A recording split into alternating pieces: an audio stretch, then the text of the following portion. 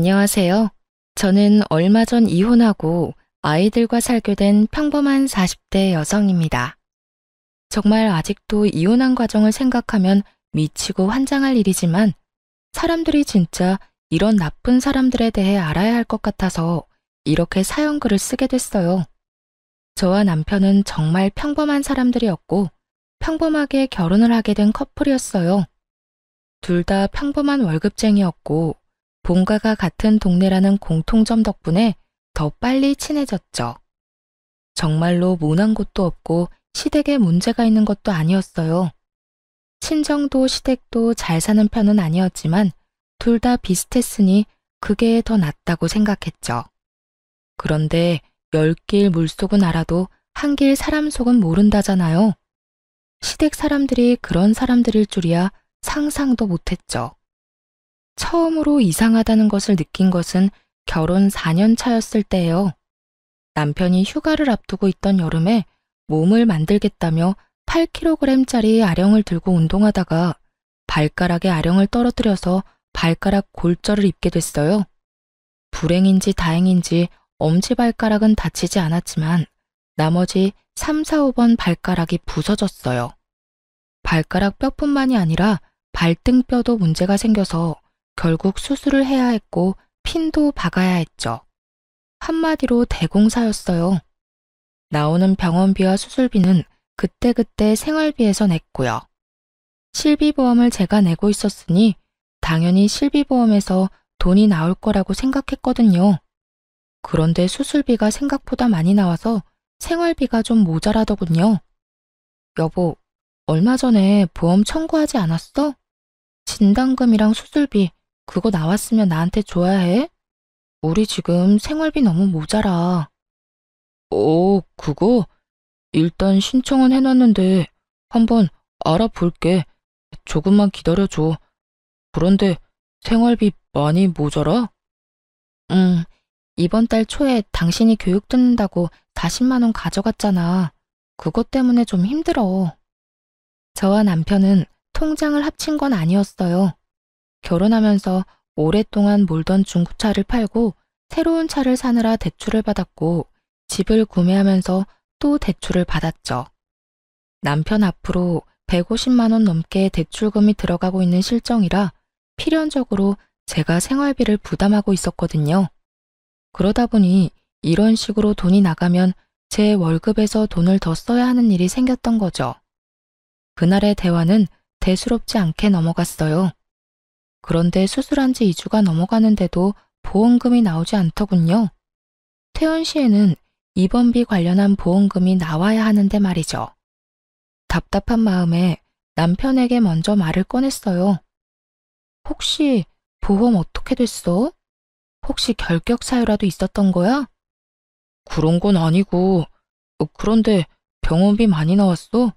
우리가 모아놓은 돈에서 좀 뺏었으면 안 될까? 그 돈으로 써도 상관은 없는데 그래도 보험이 왜 안 나오는지는 알아야 할 거 아니야. 당신 보험이 생활비에서 나가는데 도움이 안 될 것 같으면 없애는 게 맞고 더 좋은 데로 갈아타면 되니까. 그렇게 말하면서 남편을 봤는데 남편은 곤란한 얼굴을 하고 있더라고요. 거기에서 뭔가 있는 것 같다는 생각이 들었어요. 남편이 원래 손해보는 걸 싫어했거든요. 계산을 꼼꼼하게 잘하고 관리도 잘하는 사람인데 보험 하나 가지고 저런 곤란한 얼굴을 하는 건 중간에 문제가 있다는 이야기잖아요. 그래서 남편을 추궁했어요. 보험 약관 한번 보여줘. 문제가 뭔지 내가 찾을 테니까. 여보, 그냥 이번 한 번만 넘어가면 안 될까? 나도 말하기 좀 그래서 그래. 도대체 뭐 때문에 이렇게 당신이 저 자세로 나와? 다음에도 이런 일 없으리란 보장 없잖아. 그러면 그때마다 생활비 뭉텅이로 날아가는 거고. 그럼 보험은 왜 넣어? 빨리 보여줘. 남편이 아무것도 안 하고 지켜만 보길래 저는 답답한 마음에 중요한 서류를 넣어두는 서랍부터 열어댔어요. 그리고 제가 원하던 서류를 찾았죠. 그런데 남편 실비의 피보험자가 남편이고 계약자, 즉 계약을 체결한 사람이 시모로 되어 있더군요. 게다가 수익자도 시모였어요. 저는 설마 하는 마음으로 남편을 쳐다봤어요. 남편이 고개를 푹 숙이더군요. 설마 어머님이 청구 금액 다 가져간 거야? 당신 이거 처음부터 알고 있었어? 그거 나 사회생활 시작할 때 엄마가 아는 사람 통해서 받아준 거거든. 그래서 결혼 전까지 엄마가 돈 내주고 있어서 일단 엄마가 계약한 거기도 하고 나도 별 생각 없었지. 남편 말에 제가 답답한 듯 남편에게 따졌어요. 결혼 전이야. 어머님이 돈 내셨다 하니 보험금 나온 걸 드린다는 게 잘못됐다거나 나쁘다고는 생각 안 해. 그렇지만 결혼 후에도 어머님이 그걸 가져가신다는 걸 알았으면 이 보험을 어떻게 고칠 생각을 해야지. 돈은 우리 생활비에서 나가는데 혜택을 우리가 못 받는 건 문제가 있는 거잖아. 그렇긴 한데 엄마한테 이야기하는 것도 좀 그렇고 이번만 그냥 넘어가면 다음에는 이야기 한번 해볼 테니까. 분란을 피하고 싶은 건지 남편은 계속 다음에 하자고 미루더군요. 저는 그럴 생각이 없었어요. 수술비에 입원비까지 보험에서 다 나올 거라 생각하고 편하게 돈을 써댔는데 그 여파로 지금 당장 생활비가 모자라게 생겼으니까요. 어머님한테 가서 이야기하자. 이건 나중에 해야 할 일이 아니라고. 나중에 또 문제 생기면 어떡할 거야? 여보, 그러지 말고. 말리는 남편을 이끌고 시댁으로 갔어요. 시모가 뜬금없이 찾아온 저희 부부를 보고 묻더라고요. 무슨 일로 이런 시간에 찾아와? 연락도 없이. 어머님, 이 사람 보험 청구한 금액 어머님이 다 가져가신 거 사실이에요? 제 말에 시모가 눈을 새초롬하게 뜨더니 딴짓을 하며 말하더군요. 내가 그 보험 들어준 계약자니까 당연히 나한테 돈이 다 들어오지. 내가 들어준 거 아니냐? 아들이 피보험자고 내가 계약자니까. 어머님, 그럼 보험을 넣으신 이유는 뭐예요? 보험을 왜 넣다니? 당연히 아플 때 도움되라고 넣었지. 지금 그걸 어머님이 가져가시는 바람에 도움이 하나도 안 되고 있어요. 저희 생활비 펑크 났거든요. 그리고 아픈 사람은 남편인데 왜 남편한테는 도움 하나도 안 되고 어머님한테 돈이 들어가는 건지 솔직히 이해가 안 돼요. 계약을 그렇게 했는데 그럼 어쩌냐? 너 설마 그 돈 때문에 여기 와서 나 잡는 거니? 잡는 게 아니라 확실하게 하고 넘어가려고요. 솔직히 이제 그 보험비도 저희가 받아와서 내는데 왜 어머님이 그 돈을 가져가는지 모르겠네요. 청구 금액 돌려주실 거죠? 내가 그 돈을 왜 줘야 하는지 모르겠구나. 엄연히 그런 보험이야. 내가 아들 보험 들어주면서 그 정도도 못하니? 아니 꼬면 내가 아들 키워준 대가라고 생각해.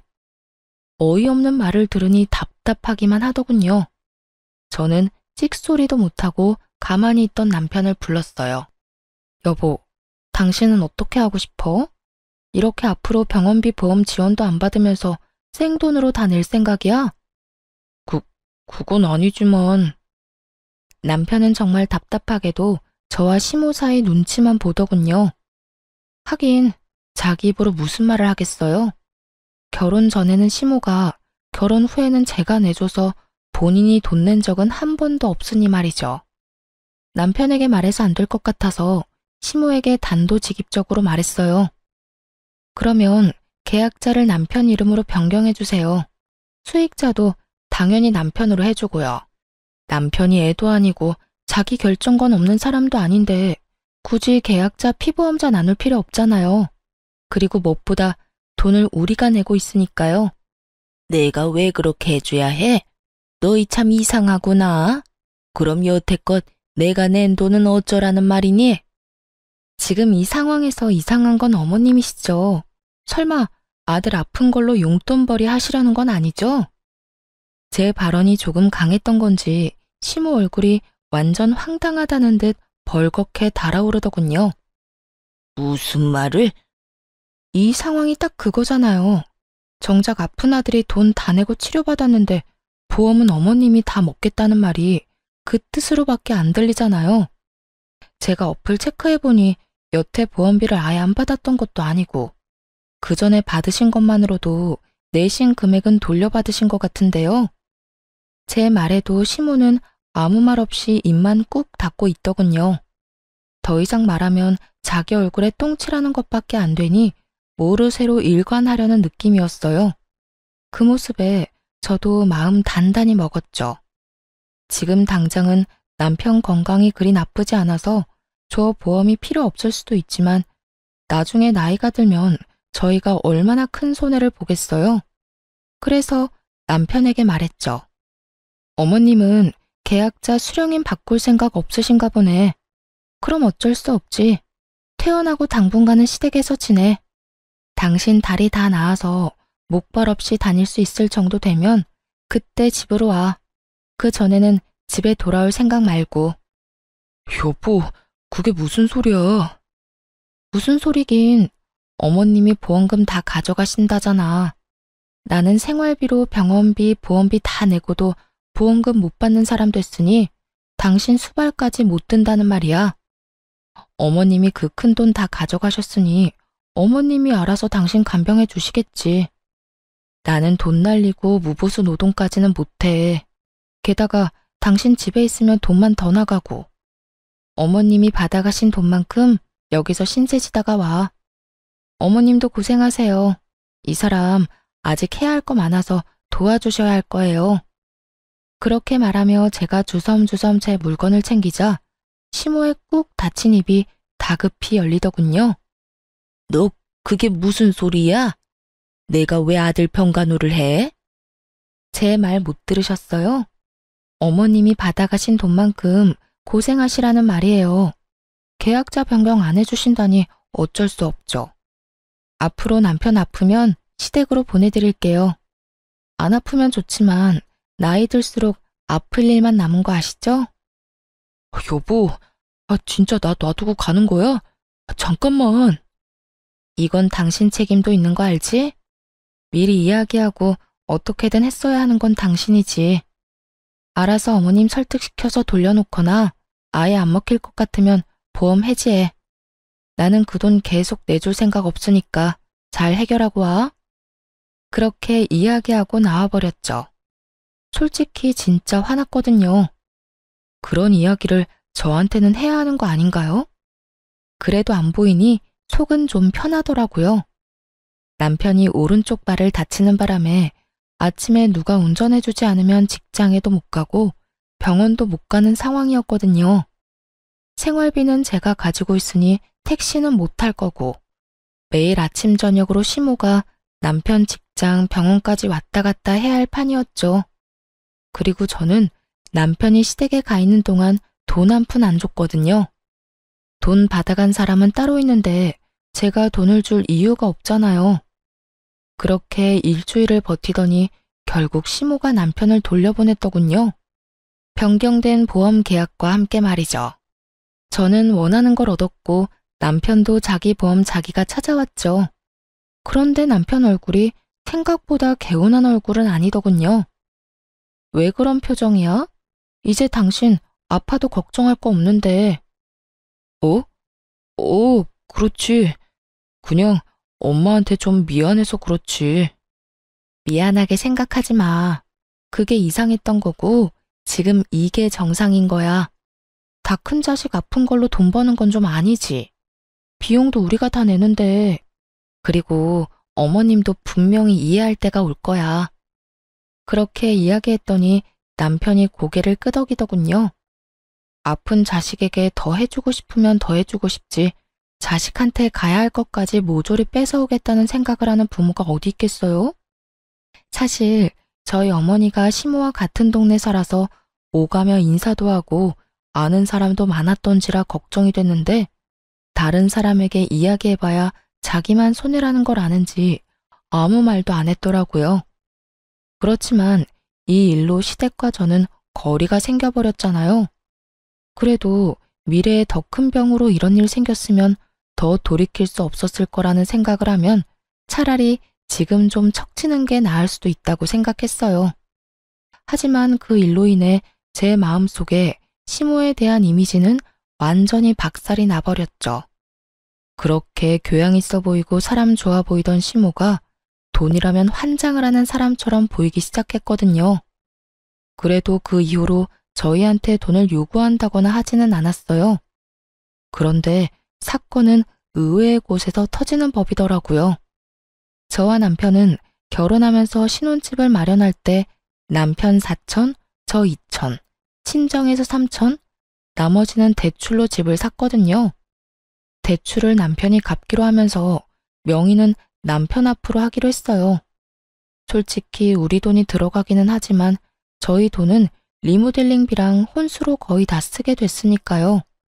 그리고 결혼 후 새로 사야만 했던 새 차의 할부금도 남편이 갚고 있는 중이었거든요. 그래서 제가 10년째 생활비를 충당 중이었어요. 여보, 미안한데 40만 원만 생활비에서 가져갈 수 있을까? 사촌 동생이 과일 장사 시작했잖아. 가서 좀 팔아주기도 해야 하고 얼마 전에 첫째가 낸 문콕 사고도 돈 물어줘야 하거든. 당신 남는 돈은? 월급에서 대출금 갚고 나서도 돈 좀 남잖아. 얼마 전에 본가에서 보일러 고장났다고 해서 그거 고치는데 돈 좀 썼어. 그래서 이번에는 돈이 없어. 아, 그거 가져가면 나 남는 돈 거의 없어.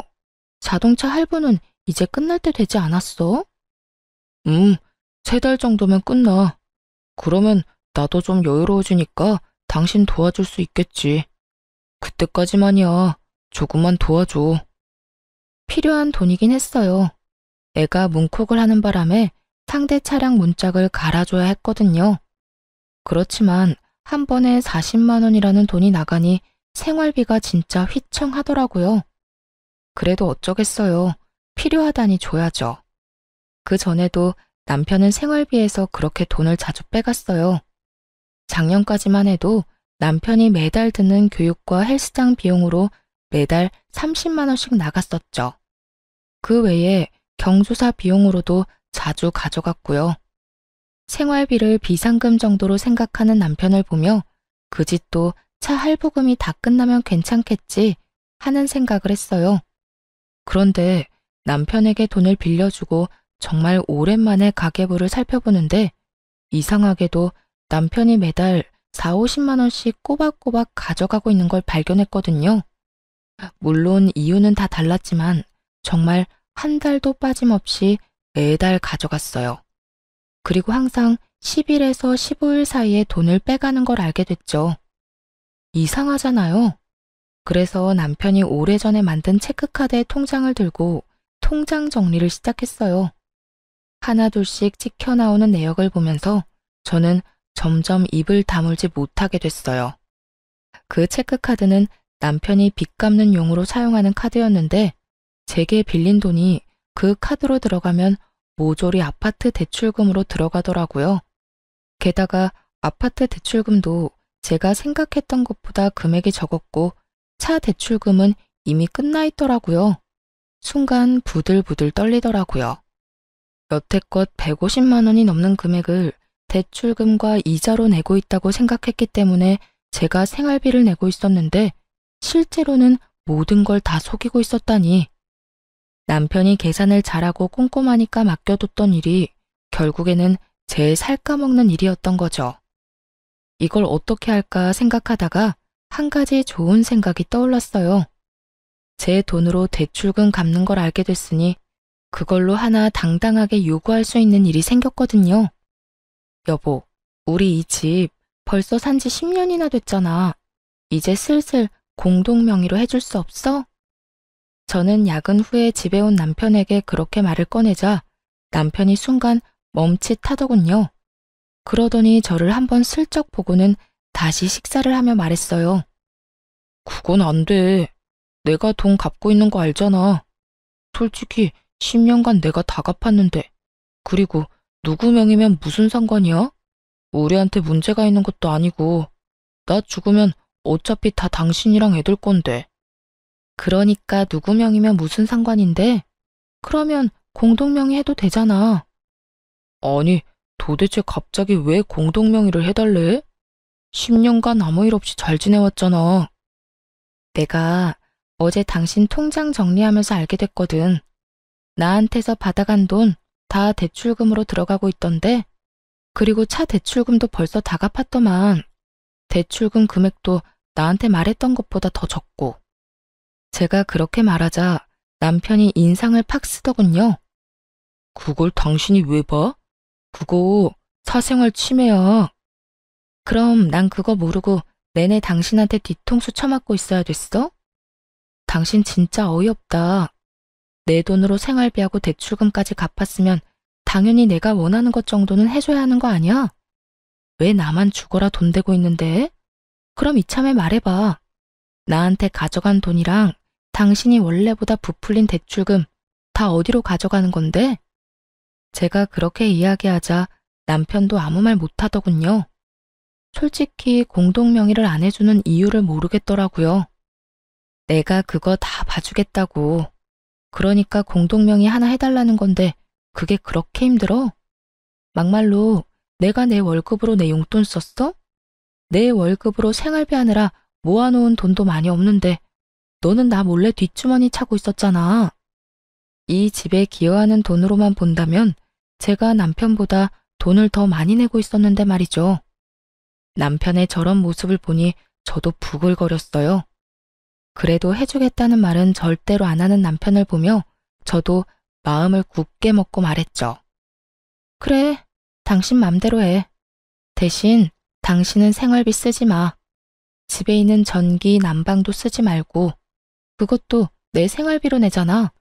아, 제발 좀 이런 식으로 유치하게 굴지 마. 먼저 치사하게 군 게 누군데? 너 하는 행동이 괘씸해서라도 나 너 용서 못해. 당분간 당신한테는 절대로 생활비 안 줄 거니까 알아서 해. 그 뒤로 정말 남편에게 1원 한 푼 안 줬어요. 난방이랑 전기도 못하게 막아버렸고 냉장고에 음식도 못 먹도록 아이들 음식도 단품 요리로 만들어서 바로 먹어버렸어요. 밥도 딱 애들이랑 저 먹을 만큼만 만들어서 먹고요. 식재료만으로는 만들어 먹을 수 없으니 남편은 며칠간 라면만 먹더군요.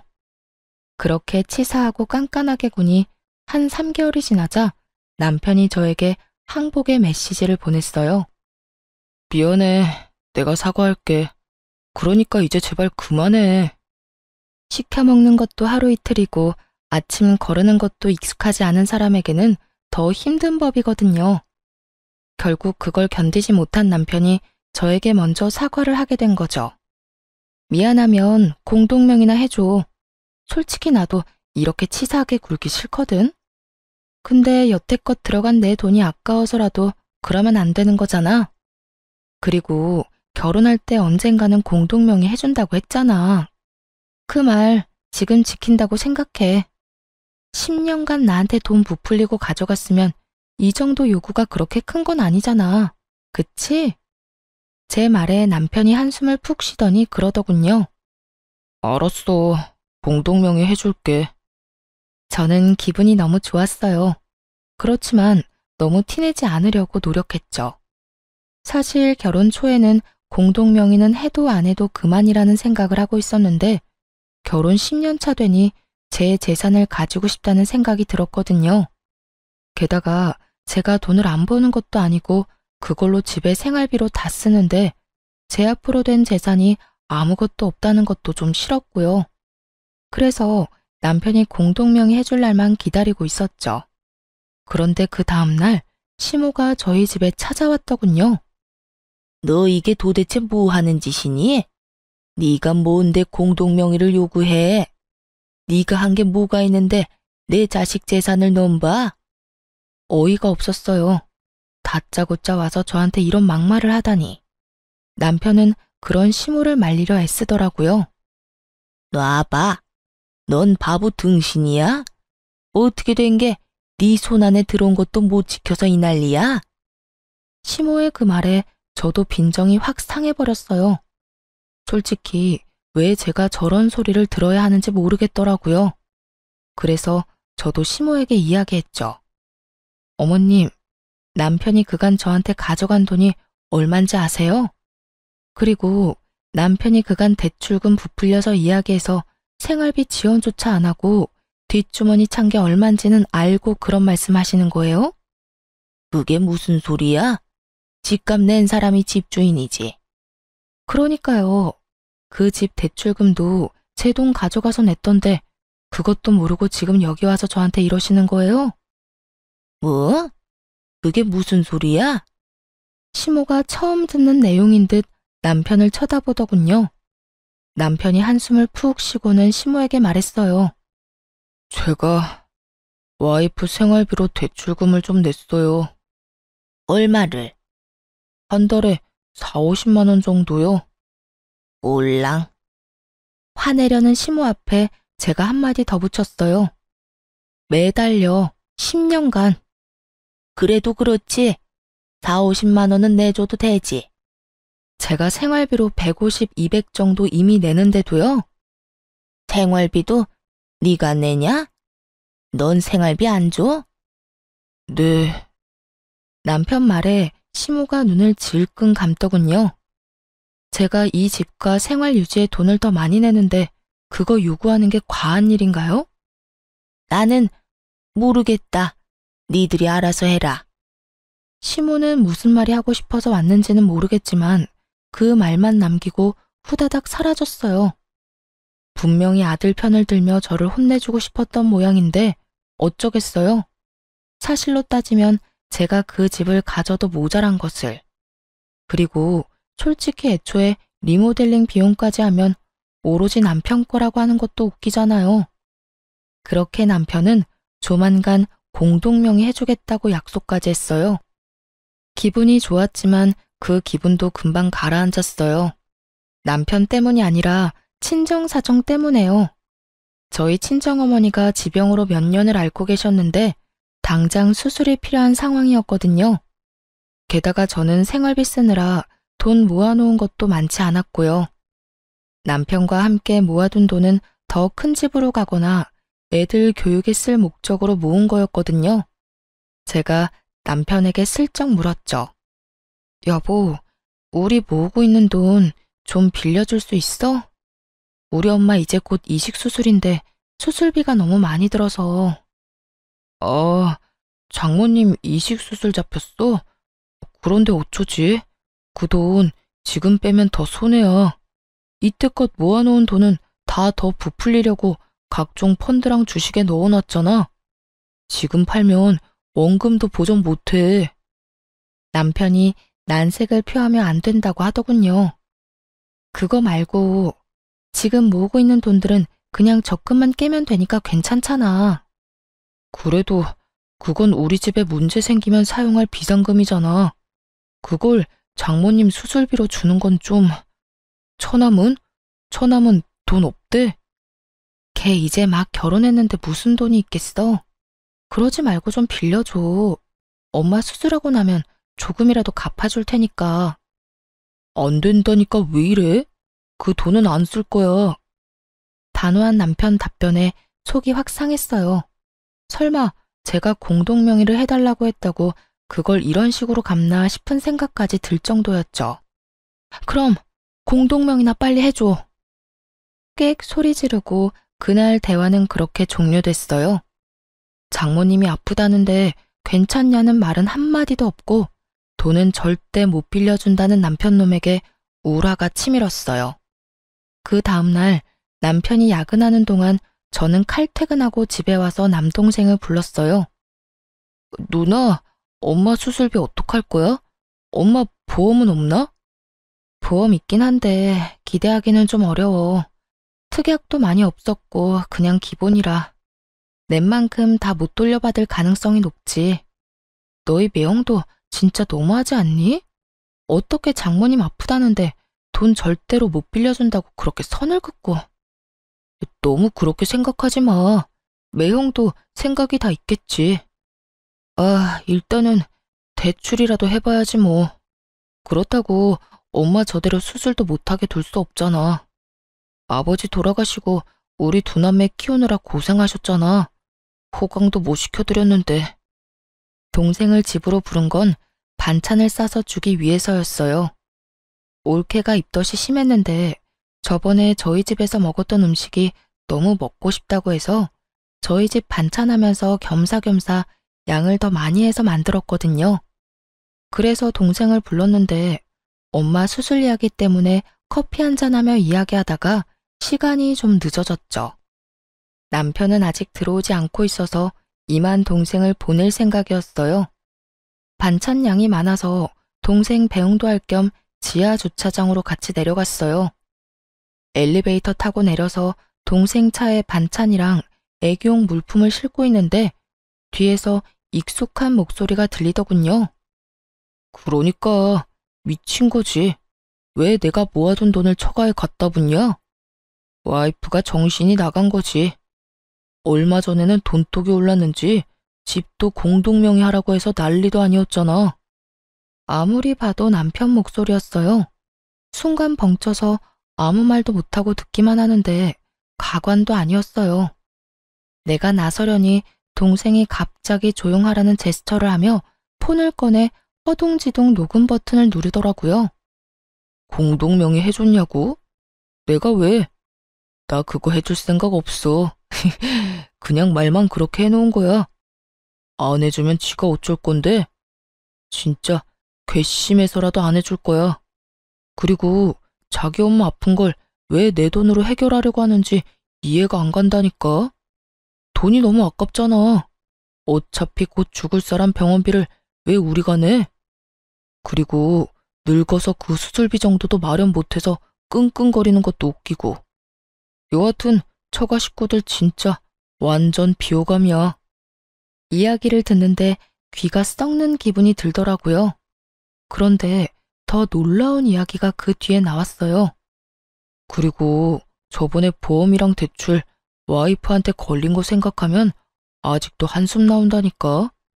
그래, 그 보험 청구 금액 와이프 몰래 엄마랑 나눴거든. 병원비는 생활비로 내고. 근데 그거 안 준다고 쌩 난리를 치더니 결국 나 본가해버리고 가버리는 거 보고 완전 정이 뚝 떨어지더라니까. 그걸로 이번에도 비상금 잘 모을 수 있었는데 딱 걸려가지고 대출금도 와이프 돈으로 야금야금 잘 넣고 있었거든. 부풀려서 이야기해서 생활비도 와이프가 다 내도록 설계 다 해놨는데 말이지. 이번에 걸리는 바람에 다음 달부터 와이프가 돈 달라고 할까봐 그게 걱정이야. 누구랑 무슨 통화를 하고 있는지는 모르겠지만 제 속내를 그대로 드러내는 남편놈 목소리를 들으며 진짜 하늘이 무너지는 기분이었어요. 처음부터 제 돈으로 자기들 배를 열심히 채우고 있었더라고요. 완전 열이 받을 대로 받은 저는 씩씩대며 주변을 살폈어요. 남편은 제가 지하 주차장에 있을 거라는 생각도 못하고 통화 끝나고 올라가려고 통화를 이어가고 있더군요. 저는 올케한테 챙겨주려던 겉절이 김치의 뚜껑을 열어서 남편에게 다가갔어요. 낄낄대며 발끝을 벽에 툭툭 차고 있던 남편놈 얼굴에 겉절이를 확 부었죠. 으이씨, 뭐야? 겉절이 맞은 남편놈이 얼굴을 들어 인상을 쓰더군요. 그리고 그 앞에는 그 인상보다 더 더러운 표정의 제가 있었죠. 야, 너 우리 엄마 수술비 안 빌려준다던 게 돈이 아까워서 그런 거였어? 어? 말해봐. 통화할 때는 말만 잘하더니 왜 꿀먹은 벙어리야? 저는 남편놈 멱살을 쥐면서 남편을 추궁했어요. 그랬더니 동생이 급히 저를 뒤에서 말리더군요. 누나, 참아. 이렇게 화낸다고 될 일 아니잖아. 누나가 일단 참아.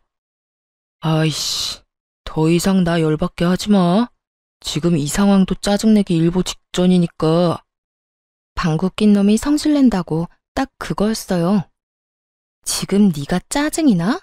그래, 내고 오늘 너 죽고 나 죽자, 어? 열받은 제가 또 달려들자 동생이 말렸어요. 너 이대로 나 안 넘어가? 이혼해. 당장 이혼하자고. 이딴 식으로 너한테 돈 한 푼이라도 더 주면 내가 등신이고 바보 천치지. 누가 그런다고 겁낼 줄 알아? 이혼? 그래, 해. 하면 되지 왜 못하겠어? 보나마나 내가 더 유리하다고. 진짜 미치고 환장하겠더라고요. 자기가 뭐라고 저렇게 당당한지. 저는 이악 물고 이혼 소송에 들어갔어요. 엄마가 아픈데 저놈 얼굴까지 보고 있다간 속에 천불이 날 것 같았거든요. 소송 진행 중에 엄마 이식 수술 날짜가 잡혔어요. 엄마한테는 이혼한다는 말 안 했거든요. 괜히 걱정하고 스트레스만 받으실까 봐요. 수술 다 끝나면 이야기할 생각이었죠. 수술 며칠 전 엄마가 저랑 동생 불러서 그러더군요. 혹시라도 수술 잘못되거나 문제 생기면 엄마 폰 안에 사진 첩봐. 엄마가 거기에 너희들한테 조금이라도 물려주려고 모아둔 것들 사진 찍어놨어. 비밀번호도 거기 같이 있고 사망보험금도 얼마 전에 물어보니 꽤 많이 나올 것 같고 모아둔 돈이랑 엄마 살던 집, 내 앞으로 된 시골 땅 팔면 너희 앞으로 3억씩은 돌아갈 거야. 그리고 수술비도 걱정하지 말고 무조건 그 통장에 있는 돈 써. 알았지? 동생과 저는 깜짝 놀랐어요. 평소 친정엄마가 항상 돈 없다는 말을 밥 먹듯이 하니 저도 동생도 당연히 어머니에게 돈이 없다고 생각했거든요. 그런데 이렇게 알뜰살뜰 모아놨을 줄은 상상도 못했죠. 이제 수술만 잘 되면 된다고 생각하고 있었는데 수술 도중에 어머니가 돌아가셨어요. 면역력이 너무 약해져 있어서 수술을 견디질 못한 것 같더라고요. 정말 너무 슬퍼서 동생과 한참을 울고 장례식도 어떻게 치르는지도 모르게 병원에 있던 장례식장에서 나온 분이 하라는 대로 예예 하며 전혀 실감도 못하고 있었어요. 그런데 장례식을 하는 이틀날 이혼 소송 중인 남편과 시모가 장례식장에 찾아왔더라고요. 슬픔이 분노로 바뀌는데 1분도 안 걸렸어요. 그래도 입술을 꽉 깨물며 어머니 가시는 길에 분란 안 일으키려고 조심하고 있었는데 남편 놈이 어머니 영정 앞에서 울고불고 곡소리를 내며 대성통곡을 하는 거예요. 동생과 저는 벙쪘죠. 저 인간들이 왜 저러나 싶었거든요. 남편이 저한테 오더니 제 손을 잡으며 갑자기 뜬금없는 소리를 하더라고요. 여보, 많이 힘들지? 다 괜찮아. 내가 곁에 있잖아. 저는 처음에 제가 잘못 들은 줄 알았어요. 지가 왜 날 걱정해요? 치열하게 한 푼도 안 뺏기려고 이혼 소송 중인데 갑자기 와서 챙기는 척? 착한 척? 환장하고 기가 차서 제가 물었죠. 이게 뭐 하는 짓이야? 당신이 여길 왜 와? 여기 와서 눈물 흘릴 자격도 없는 놈이? 저의 차가운 말에도 남편 놈이 제 손을 꼭 붙잡더니 그러더군요. 많이 속상했지? 내가 다 미안해. 이렇게 장모님 잃고 나니 당신이 얼마나 소중한지 깨달았어. 그러니까 우리 이후는 없던 걸로 하고 다시 잘 살아보자. 점점 더 기괴해지는 남편놈 행동에 저는 이 인간의 의중을 알 수 없어서 궁금증만 생길 뿐이었어요. 다시 잘 살아? 당신이랑 내가 왜? 나한테 한 푼도 주기 싫어서 이혼 소송도 그렇게 지랄맞게 하고 있으면서? 그래, 당신 입장에서는 그렇게 생각할 수 있지. 하지만 다 당신을 위해서였어. 그리고 당신이 원하면 다시 재결합하면 바로 집도 공동명의로 해줄게. 그거 당신이 원했잖아. 남편 놈 말에 미치고 팔짝 뛰겠더라고요. 갑자기 재결합 이야기를 왜 하냐고요? 근데 그 의문을 해결해 줄 사람이 금방 다가오더라고요. 시모와 어머니의 친구분이셨어요. 어머니 친구분은 보험 설계사로 일했었고 지금은 일을 그만두셨는데 이분이 저희 어머니와 시모 두 사람을 다 알고 있었거든요. 아휴, 그래. 저번에 사망보험금 얼마 나오는지 알려달라고 전화했을 때도 너희 이혼 전혀 모르고 있었어. 그리고 네 시어머니도 둘이 진짜로 헤어질 생각 없어서 네 어머니한테 말 안 한 거라고 하던데 둘이 잘 돼서 어머니 모시면 얼마나 좋아하겠어. 그 보험 설계사의 말을 들으니 이제 알겠더라고요.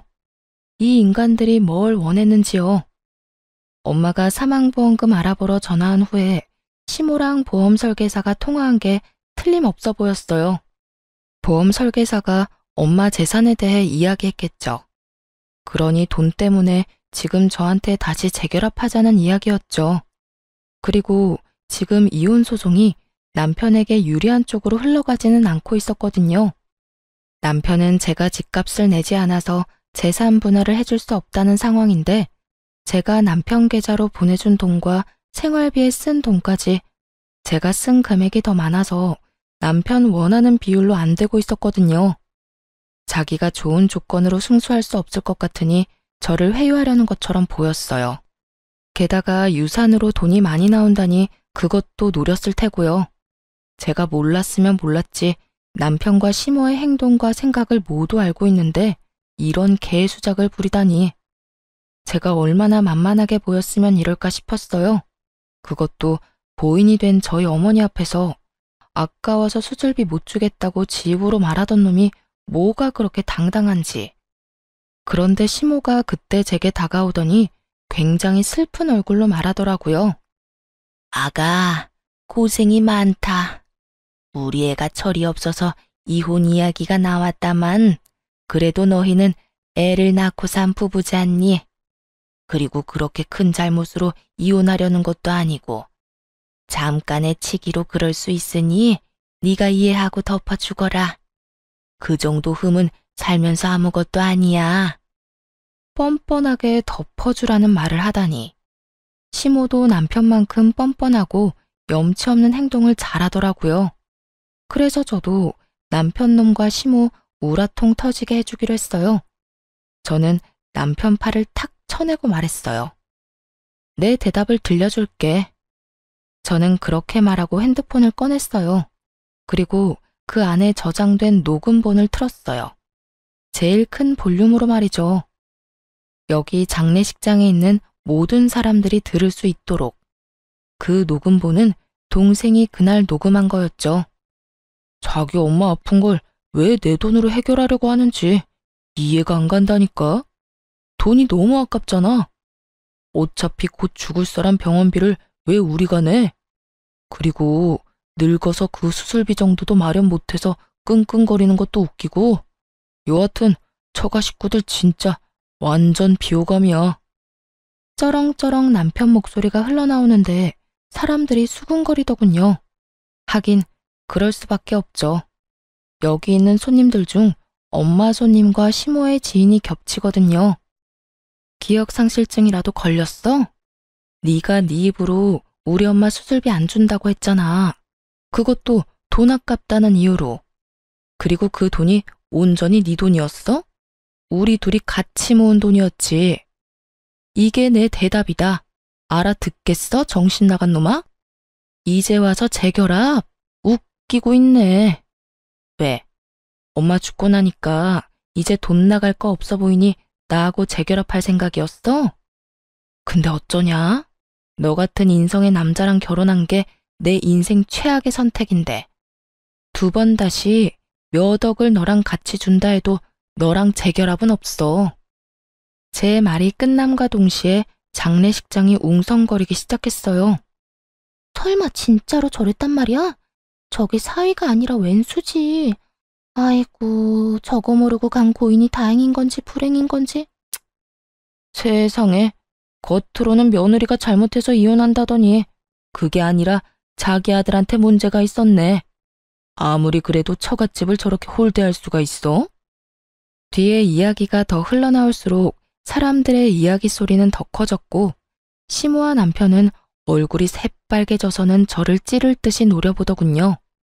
제가 겁이라도 낼 줄 알았나 봐요. 제가 도리어 더 눈을 똑바로 뜨고 째려보는데 동생이 그 사이에 끼어들어왔어요. 형님, 여기서 형님 반기는 사람 아무도 없어요. 저희 가족들도 누나도 그리고 저희 어머니도요. 그러니까 알아서 좀 빠져주세요. 저렇게 조롱해놓고 저희 어머니 장례식에 오는 건 저희를 무시하는 건가요? 아니면 저희 어머니를 무시하는 건가요? 설마 자기 입으로 저렇게 다 말해놓고 아니라는 말 하실 건 아니죠? 남동생의 그 말에 남편이 주변의 눈치를 살살 보더니 결국 시모를 두고 자기 몸만 빠져 도망치듯 나가버렸어요. 속이 시원하더라고요. 여기 사람들 중에 시모와 남편 아는 사람들이 많았거든요. 지금껏 시모와 남편을 착한 사람이라고 잘못 알고 있다는 것만으로도 완전히 열받았는데 그 사람들에게 다 알려줄 수 있었으니까 다행이라 생각했어요. 결국 남편과 저는 이혼을 했어요. 재산 분할도 저한테 유리하도록 됐죠. 저는 어머니 유산과 재산 분할로 받은 돈 보태서 시모집 근처 좋은 평수로 이사를 갔어요. 그리고 자주 마트에서 시모와 전 남편을 마주쳤거든요. 그전에는 그렇게 기고만장해서 코가 하늘을 찌르더니 지금은 저를 봐도 모른 척하기 바쁘더군요. 왜냐고요? 마트 갈 때마다 아는 사람들이 그런 이야기를 해주거든요. 아유, 고생 많았어. 어떻게 그렇게 되먹지도 못한 인간을 만나서. 그래도 일찍 이혼한 게 다행이지. 그런 놈이랑 같이 살아봐야 저승가에는 어머니 속만 문드러질 테니까. 그렇게 시모와 전 남편이 있는 곳에서 저를 다독이며 자주 말해줬거든요. 솔직히 사람들 입에 오르내리는 일은 저도 좋아하지 않지만 나쁜 인간들 엿먹이려는 일이라고 생각하니 도리어 의욕이 샘솟더라고요. 그렇게 몇 번 그 인간들 있는 곳에서 그런 소리 들으니 결국은 그 인간들도 못 참더라고요. 몇십 년이나 살았던 동네를 쫓겨나듯 도망가게 됐으니까요. 전 남편과 시모가 어디로 갔는지는 저도 몰라요. 하지만 두 사람의 행보가 어디든 이제 저랑은 상관없다고 생각해요. 저도 복수할 만큼 했거든요. 그렇게 돈 좋아하는 두 사람보다 더 많은 돈을 가지게 됐고 두 사람보다 더 좋은 환경에서 살고 있는 걸 봤잖아요. 그러니 얼마나 속이 쓰렸겠어요? 남의 떡이 더 커 보인다고 했어요. 이혼 후에 제가 가진 것들이 참 먹음직스럽게 보인 만큼 자기가 한 선택도 여전히 후회할 가능성이 높았죠.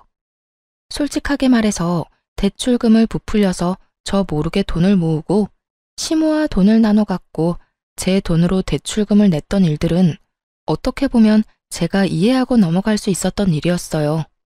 그리고 그걸 위해 공동 명의를 내세우기도 했고요. 그런데 아픈 장모에게 들어갈 돈이 아까워서 빌려주지 않았다는 건 참을 수 없는 일이었어요. 남편이 엄마 수술비를 빌려줬더라면 저는 엄마의 유산으로 남편에게 더 잘해줬을 거예요. 사람 마음이라는 게 힘들 때 도움 주는 사람에게 더 잘해주고 싶거든요. 하물며 가족이 걸린 일인데 제가 얼마나 극진히 남편을 대했겠어요? 그런데 꼴랑 그거 아까워서 자기가 가질 수 있었던 모든 걸 잃게 됐으니 옆에 있을수록 자괴감과 후회가 전 남편과 시모를 무척 괴롭혔을 거예요. 결국은 참다 못해 떠나긴 했지만요. 저는 그들이 사라진 곳에서 편하게 잘 지내고 있어요. 전 남편과 시모가 뭘 하는지 전혀 모르고 연락도 들은 적 없어요. 다만 한 가지는 정확하게 알죠. 여기로 두 번 다시 돌아오지 못할 거라는 거요. 알게 모르게 좁은 동네였거든요. 제 결혼은 그렇게 확실하게 끝이 났죠. 여러분, 들어보니 어떠세요? 정말 세상에 이상한 사람 많죠? 겉으로만 봐서는 모른다니까요. 저도 남편이 저런 놈인지 나중에 알게 됐으니까요. 저도 그 일 경험 삼아 사람 보는 눈을 더 기르려 노력 중이에요. 오늘 사연은 저런 인간들도 있다는 걸 알려드리고 싶어서 쓴 거예요. 제 사연 재미있게 읽어주셨다면 감사합니다.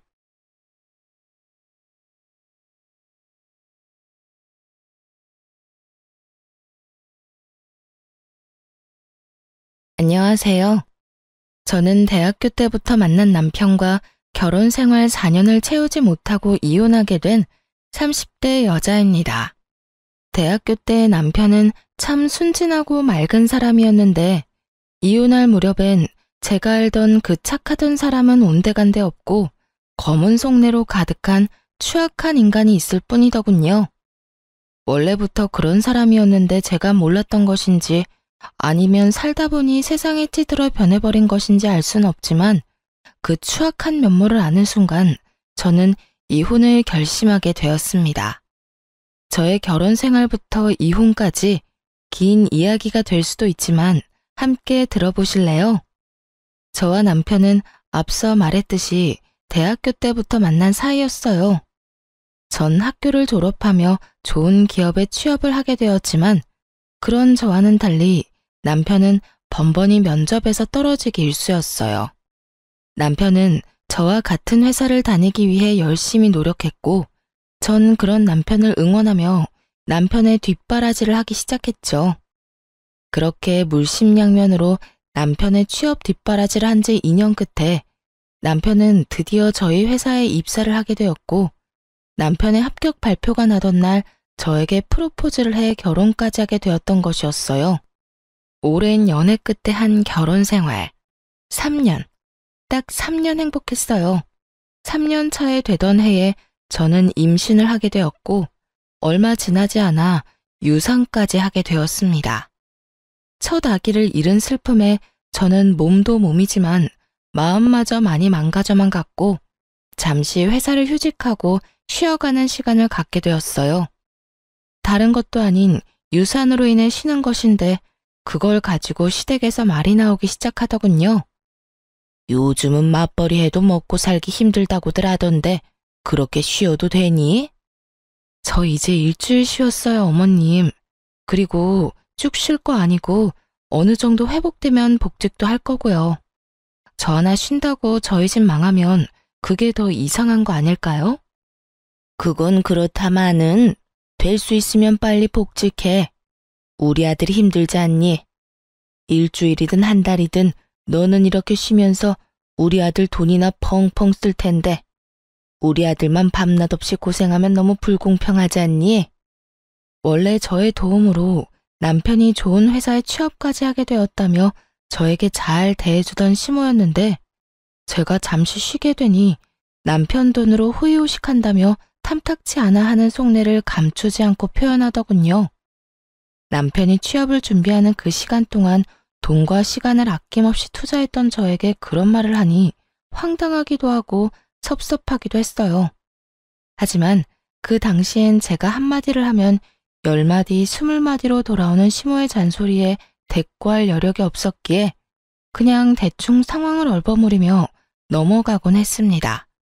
그런데 제가 가만히 참아주니 그래도 되는 사람이라고 느꼈는지 점점 말은 독해져만 갔고 결국 유산 이야기까지 입에 올리더라고요.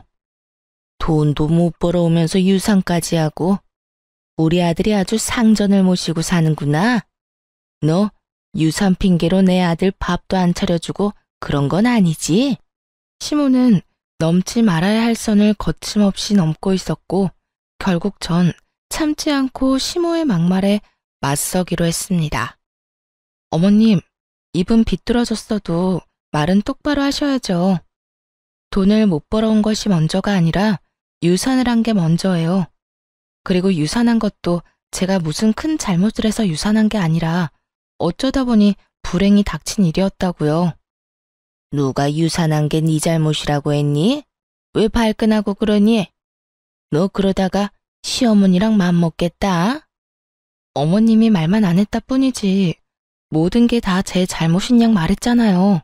그리고 어머님, 제가 이런 말까지 안 하려고 했는데 제가 지금 놀면서 쓰는 돈 다 합쳐도 아범 취업 준비하던 기간에 저한테 준 돈 절반도 안 돼요. 절반이 뭔가요? 그 절반도 아마 안 될 거예요. 그런 제가 지금 다른 것도 아니라 유산 때문에 몸도 마음도 힘들어서 집에서 좀 쉬는데 그게 그렇게 탐탁치 않으세요? 탐탁지 않기는. 난 그저 너희가 걱정되어서 그랬지. 너도 참 너다. 아직까지 네가 내 아들한테 해준 돈 계산이나 하고 있었니? 너 그렇게 안 봤는데 아주 계산적인 애였구나.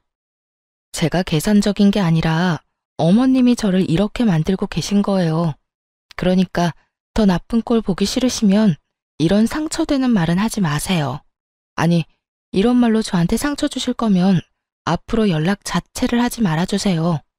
제가 하루라도 빨리 몸도 마음도 건강해져야 돈 벌러 회사에 나가지 않겠어요? 그러면 저는 할 말 다 했으니 이만 끊을게요.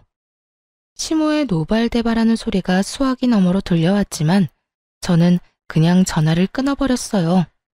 더는 그 말도 안 되는 독설을 들을 필요도 듣고 싶지도 않았기 때문이었죠. 그날 저녁 퇴근 후 돌아온 남편에게 저는 그간 쌓였던 울분을 토해내게 되었어요. 여보, 정말 어머님 너무한 거 아니야? 나한테 돈도 못 벌어오는 게 유산까지 했다고 구박하시더라.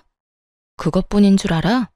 당신이 힘들게 벌어오는 돈 놀고 먹으면서 써댄다고 아주 불만도 많으셔. 그랬어? 우리 엄마가 정말 그랬단 말이야? 아, 내가 진짜 당신 볼 면목이 없다. 내가 미안해. 정말 미안해. 당신이 나한테 어떤 사람인데 그런 말을 듣게 해서 미안. 당신이 잘못한 것도 아닌데 사과는 됐고 다신 어머님이 그런 말 나한테 하지 않게만 해줘. 당신이 잘 말 좀 해달란 말이야. 그래, 알겠어. 내가 엄마한테 다신 그러지 말라고 신신당부할게. 남편이 사과도 했고 시모가 다신 그러지 못하도록 잘 말하겠다기에 이를 키우지 않고 그냥 넘어가기로 했습니다. 그런데 시모가 정신을 차리지 못한 것인지 집으로 찾아오며 저를 괴롭히기 시작하더군요. 막상 찾아와서는 무언가 시킨다거나 말을 심하게 한다거나 피해가 되는 행동을 하진 않았지만 좋지 않았던 일도 있었던 터라 시모가 오는 자체가 불편한 건 사실이었어요. 하지만 그렇다고 해서 오는 사람을 아무 이유도 없이 못 오게 막을 수도 없는 노릇이었기에 적당히 시모와 시간을 보내고 돌려보내곤 했었죠. 그러던 어느 날 일이 터지고야 말았죠. 그날은 잠시 외출했다가 퇴근하는 남편을 만나 집으로 돌아온 날이었죠. 집에 들어서니 시모 혼자 집을 아주 엉망진창으로 만들어 놓고선 저희를 기다리고 있더라고요. 제 집처럼 밥도 잘 챙겨 먹었는지 설거지도 쌓여 있었고요. 주인 없는 안방에서 잠도 잤는지 이불도 헝클어져 있었죠. 처음 5초가량은 이게 도무지 무슨 상황인지 판단 자체가 서지 않더군요. 그것도 잠시 시모의 웃으면서 왔냐는 말에 정신이 차려지며 상황 파악이 되었고 곧바로 남편을 쳐다봤어요. 문을 열어줄 사람이 없는데 시모가 집에 떡하니 들어와 있다는 것은 분명 남편이 비밀번호를 알려줬을 거란 확신 때문이었죠. 하지만 제 눈빛을 읽은 남편은 손사래까지 치며 아니라고 억울함을 호소하기 시작하더군요. 나 진짜 아니야. 난 엄마한테 비밀번호 같은 거 안 알려줬어. 내가 미쳤다고 그런 걸 당신이랑 상의도 없이 알려줬을까봐. 남편은 절대 아니라며 손사래를 계속해서 치고 있었고 그럼에도 제가 남편을 계속 보고 있으니 시모가 나서 자초지종을 설명해 주더라고요. 괜히 우리 아들 잡을 필요 없다. 우리 아들 말처럼 나 비밀번호 누르고 들어온 거 아니다. 저번에 왔을 때 보니까 마스터키가 수납장 안에 있길래 내가 미리 챙겨놨어. 오늘도 그걸로 열고 들어왔어. 그러니까 내 아들 좀 그만 쳐다보려무나. 그러다 귀한 우리 아들 얼굴 뚫리겠어. 시모는 자신이 어떤 짓을 한지도 모르는 채 당당한 태도였고 전 점점 화가 치솟고 있었어요. 제 표정은 점점 굳어져만 갔고 표정이 굳어지면 굳어질수록 남편은 제 눈치를 살피느라 바쁘더라고요.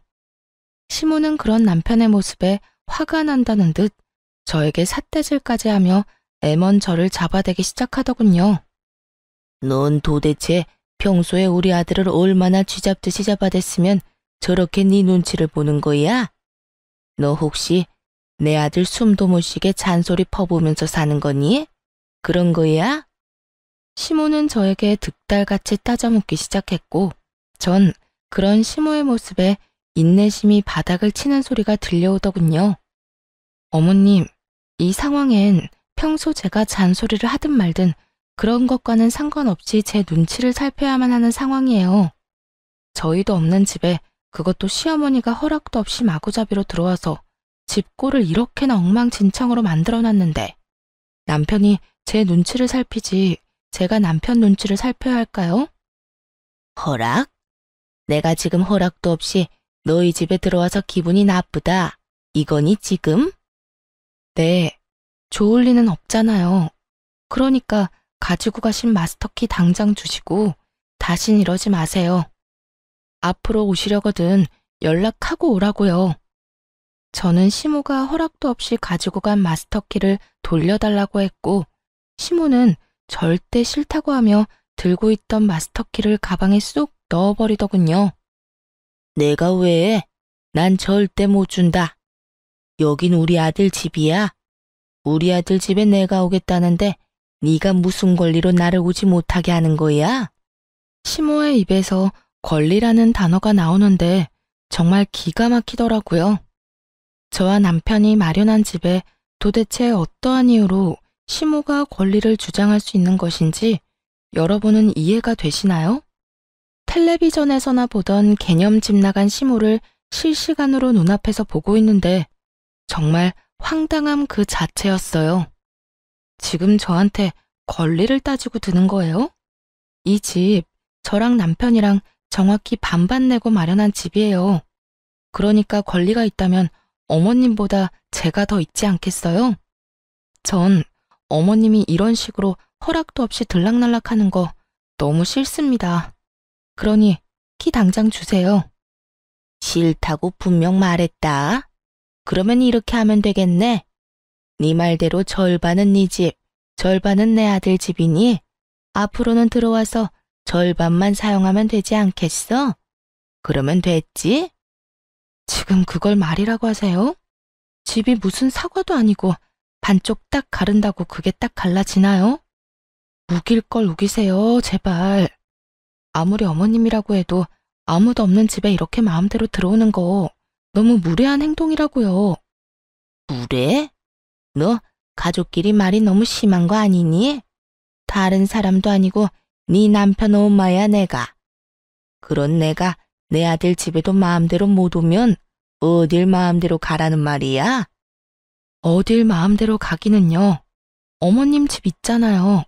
거기나 마음대로 다니시고 저희 집엔 이런 식으로 마음대로 오지 마세요. 감정이 격해진 시모와 저는 언성까지 높이며 싸우게 되었고 점점 더 심각해지자 남편이 시모를 끌고 집에서 나가더라고요. 그렇게 시모가 가고 난 후 전 곧바로 사람을 불러 도어락 자체를 바꿔버렸어요. 그렇게 해도 화가 가라앉지 않아 씩씩거리고 있는데 시모를 시댁에 데려다주고 돌아온 남편이 바뀐 도어락을 보며 쭈뼛쭈뼛 입을 떼기 시작하더라고요. 꼭 이렇게까지 해야 해? 너무 과하지 않나 싶은데. 전 기가 막혀 콧방귀를 끼며 하나도 치우지 않아 여전히 엉망인 집을 가리키며 쏘아붙여 주었죠. 과한 건 내가 아니라 어머님이야. 입장 바꿔서 생각해봐. 어머님이 아니라 우리 엄마가 집 키를 허락도 없이 가지고 가서 시도 때도 없이 들락날락거리면 당신 같으면 어떤 기분일 것 같은데? 이래도 내가 과한 처사라고 생각해? 남편은 깊이 생각해 볼 것도 없이 그건 싫었는지 미간을 찌푸리며 아무런 말도 하지 않고 있었고 전 그런 남편에게 더 단호하게 한마디 해주었어요. 어머님 말리지 못할 것 같으면 아무런 말도 하지 마. 나 지금 당신이 생각하는 것보다 훨씬 더 많이 화났으니까.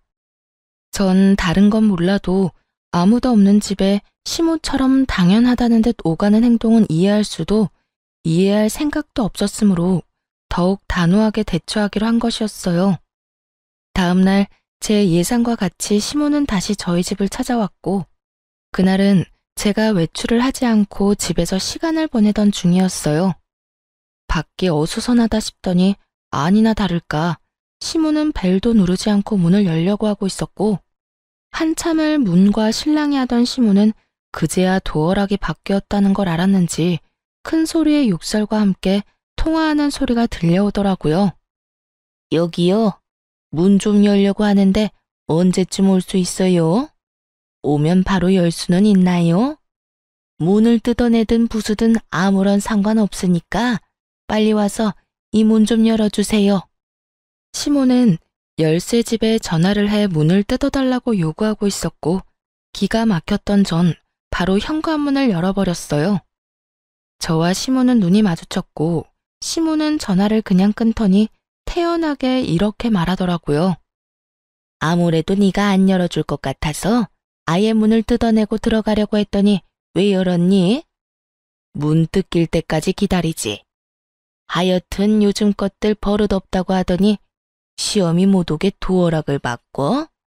어디서 배운 건방진 짓거리야? 내가 말했지. 내 아들 집에 내가 마음대로 오는 건 당연한 거라고. 도대체 몇 번을 말해야 알아들으시겠어요? 이 집엔 어머님이 마음대로 오갈 수 있는 그 어떠한 권리도 없다니까요. 이 집의 주인은 남편과 저예요. 아무리 어머님이 제 남편의 친엄마라고 한들 저희의 보금자리까지 마음대로 할 권리는 없다고요. 내가 된다고 하면 되는 거고 내가 하겠다고 하면 너는 그저 입 다물고 내 뜻에 따르면 되는 거야. 어디 며느리가 시어미한테 눈 똑바로 뜨고 큰 소리야. 하여튼 도어락 원래대로 해놓지 않으면 다음번에 이 문짝을 다 뜯어내버릴 테니 그런 줄이나 알아. 시모는 적반하장으로 저에게 화를 내고 있었고 전 그런 시모를 인간적으로 대해주면 안 되겠다는 생각이 들었어요. 그랬어요? 그러면 문 닫고 들어갈 테니 어디 뜯으려면 뜯어보세요. 단 우리 집 문에 손이라도 대는 소리가 들렸다간 당장 경찰서에 신고할 겁니다. 보이시죠? 저 농담 아니에요. 저는 이렇게 말하며 휴대전화에 눌린 112 화면을 보여주었고 시모는 씩씩거리며 온갖 욕을 하기 시작했어요. 너 진짜 이런 식으로 나올 거야? 후회 안 할 자신이 있니? 제가 후회를 왜 해요? 이때껏 어머님이 하는 대로 그냥 두고 본 게 후회가 된다면 될지언정 오늘 이런 행동에 대한 후회는 전혀 없는걸요? 그래? 그래, 어디 두고 보자. 내가 내 아들한테 다 말해버릴 거야. 그때 가서도 네가 이렇게 당당한지 두고 보자고. 시모는 끝까지 무섭지도 않은 으름장을 놓으며 집으로 돌아가더군요. 그날 저녁 퇴근을 한 남편에게 하소연을 하게 되었고 남편의 반응이 제 생각과는 달라도 너무 달라졌더라고요. 여보, 오늘 어머님 또 오셨었는데 어떻게 하신 줄 알아? 글쎄 열쇠집에 전화해서 문을 뜯어달라고 하시더라니까. 이러다 진짜 문 뜯고 들어오실 기세야. 그러게. 내가 도어락까지 바꾸는 건 너무 과하다고 했잖아. 엄마도 잘한 거 없지만 당신도 마찬가지야. 그래도 우리 엄마인데 경찰까지 들먹이면서 쫓아냈어야 했어. 내가 오죽했으면 그렇게까지 했겠어? 어머님은 가만히 있는데 내가 그렇게까지 했겠냐고. 문을 뜯으려고 했다니까. 우리 엄마도 많이 섭섭했나 보지. 그 순간에 화가 나기도 했을 테고. 이번엔 당신이 잘못했어. 화 좀 가라앉고 나면 엄마한테 사과해. 평소에 남편이었다면 이런 상황에서 시모에게 모질게 한 섭섭함 내비치긴 했을 거예요. 조금이라도 제 편을 들어주었을 텐데 이날은 오로지 시모의 편을 들며 오히려 저를 나무라기 시작하더라고요. 심지어 사과까지 요구했고요. 사과까지 하라고? 내가 뭘 잘못했는데. 애초에 어제 그렇게까지 싫다고 했는데 또 연락도 없이 찾아와서 마음대로 문을 열려고 한 사람은 어머님이야. 거기에다 마음대로 되지 않으니까 사람까지 불러서 문까지 뜯어내려고 했고. 여기서 내가 잘못한 게 뭔데? 112 좀 누른 거? 그렇게 안 했으면 어머님이 고분고분하게 집에 갔을 것 같아? 아무리 그래도 그건 아니지. 당신 이럴 때 보면 많이 매정한 거 알아? 엄마도 당신이랑 그렇게 다투고 나서 좋은 마음으로 화해하려고 찾아온 거일 수도 있잖아. 사과하러 온 사람이 돌려달라는 마스터키로 문을 열고 들어오려고 해? 그게 말이나 된다고 생각해? 앞뒤가 맞는 상황이라고 생각하냐고. 그저 어머님은 어제 내가 그렇게 했으니 오늘 나한테 복수하려고 찾아오신 거야. 당신은 당신 엄마를 그렇게 몰라? 설사 엄마가 그런 목적으로 왔다고 한들 당신이 좀 져줬어도 되잖아.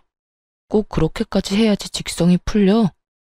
어쨌든 이번엔 나도 당신이 이해가 안 된다. 정말 실망이야. 남편은 더는 제 말을 들어보려는 의지조차 없어 보였어요. 그렇게 저희 사이는 멀어지기 시작했어요. 점점 더 멀어지는 남편을 보며 아무리 생각해봐도 남편의 갑자기 변해버린 행동이 이해가 되지 않았어요. 객관적으로 생각해도 아무도 없는 아들 집에 마음대로 문 따고 오가려고 하는 시모가 잘못한 것이 분명한데 남편의 일방적으로 치우친 행동이 이해가 되지 않았죠. 남편과 결혼 이후 처음으로 크게 싸운 것이 되었고 전 남편이 이해되지 않는 것을 넘어 의심스러워지기 시작했어요.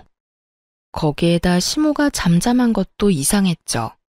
시모의 성격상 그런 일이 있었다고 한들 저희 집으로 찾아와도 몇 번을 찾아와 난리를 부렸어야 하는 사람인데 찾아오기는커녕 연락조차 오지 않더라고요.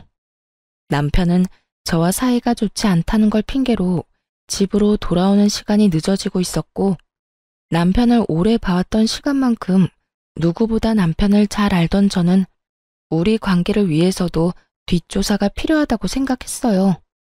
무엇보다 이상한 건 저를 대하는 남편의 태도였죠. 여보, 요즘 너무 늦는 거 아니야? 야근을 강요하는 회사도 아닌데 이렇게 늦게까지 뭐 하다 오는 거야? 알아서 뭐하게? 어? 나는 걱정되어서 그렇지. 요즘 우리 사이 안 좋은 것 때문에 일부러 이렇게 늦게 들어오나 싶어서. 잘 알고 있으면서 묻기는 왜 물어? 당신 말대로 당신이랑 나랑 요즘 사이도 안 좋은데 집에 일찍 들어와봤자 기분밖에 더 상해? 그래서 밖에서 친구들도 만나고 만날 사람 없으면 혼자 걷다가 오는 거니까 신경 쓰지 마. 그러지 말고 우리 화해하자. 우리 문제로 싸운 것도 아니고 어머님 문제로 일어난 싸움 이렇게까지 길게 끌고 가봤자 우리한테 남는 게 뭐야? 당신도 편한 집 두고 밖으로 나돌게 되고 나는 집에서 그런 당신 걱정하게 되고 서로한테 이로울 게 없잖아. 당신한텐 이 문제가 그렇게 간단할지 몰라도 나는 이번 일을 계기로 당신한테 정다 떨어졌어. 한동안은 당신이랑 멀리하고 싶다고. 그러니까 그런 줄 알고 나한테 신경 쓰지 마. 이렇듯 남편은 저와의 관계 개선에 대해 전혀 의지가 없어 보이더라고요.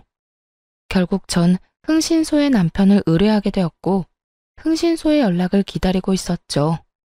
그렇게 애가 다 타도록 연락을 기다리는 와중 평소 가까이 지내던 부장님에게 연락이 왔더라고요. 이제 복직을 슬슬하면 어떻겠냐고요.